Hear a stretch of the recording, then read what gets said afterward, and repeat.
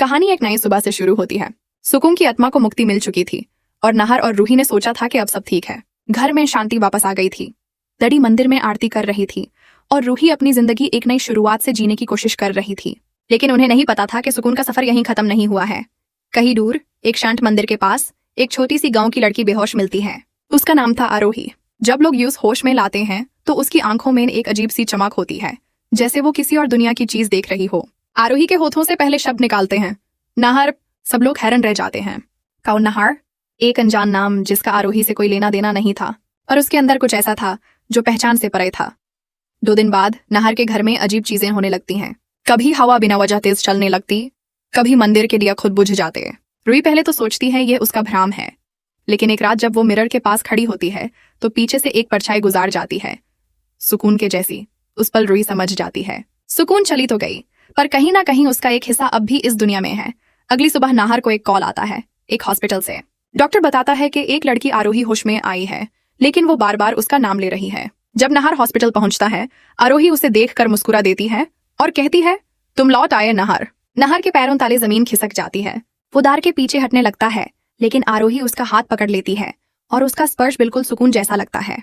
उसके हाथ ठंडे, लेकिन दिल की धड़कन पहचानी सी नाहर कंफ्यूज है।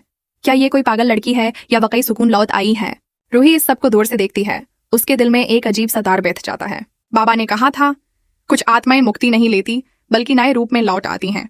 उस रात रूही सपने में सुकून को देखती है। सुकून उससे देखती है और कहती है, मैं वापस आ गई हूं रूही।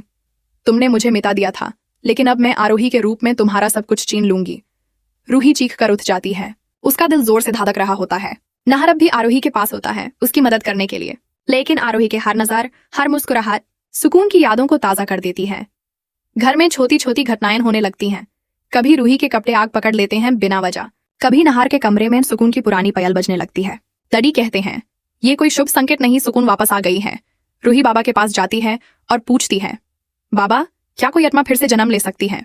बाबा कहते हैं, जब मोह और बदला दोनों अधूरे रह जाते हैं, तब आत्मा किसी नए शरीर में वापस आती है। शायद आरोही उसी का रूप है।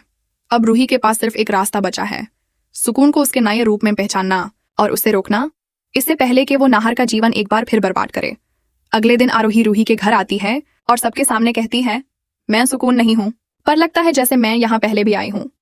रूही उसके आंखों में देखती है और उसे सुकून का वही दाढ़, वही प्यार नजर आता है। आरोही के आंखों के कोने से एक आंसू गिरता है और हवा में सुकून की आवाज गूंजती है, मन सुंदर था पर दिल अंधेरा हो गया। अब मैं वापस अपना अधूरा प्यार पूरा करने आई हूँ। कहानी यहीं खत्म नहीं होती, क्योंकि सुकून वापस आ चुकी है, पर अब वो पहले वाली नहीं। इस बार उसका मकसद सिर्फ बदला नहीं, इंसाफ है।